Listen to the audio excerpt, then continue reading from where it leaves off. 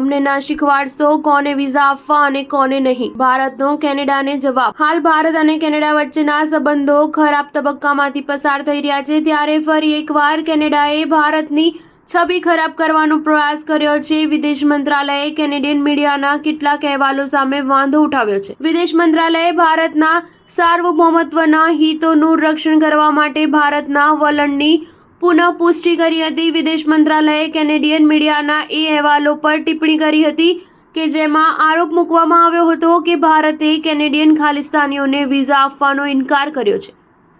આ અંગે વિદેશ મંત્રાલયના પ્રવક્તા રણધીર જયસ્વાલે કહ્યું હતું કે અમે આ અંગે મીડિયા અહેવાલો જોયા છે.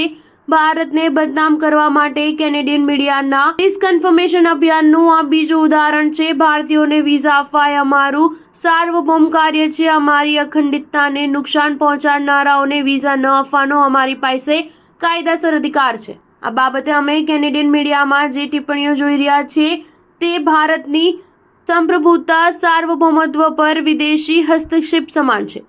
વધુમાં વિદેશ મંત્રાલયે કહ્યું કે કેનેડા સરકાર ભારત વિરોધી તત્વ સામે કાર્યવાહી કરવી જોઈએ. કેનેડામાં ભારત વિરોધી ગતિવિધિઓ પર અમે તેમની સાથે ઘણી વખત વાત કરી છે અને અમે હરદીપસિંહ નિજ્જર કેસમાં પણ અમારું સ્ટેન્ડ રજૂ કર્યું છે, પરંતુ હજુ સુધી તેમણે કોઈ કાર્યવાહી કરી નથી.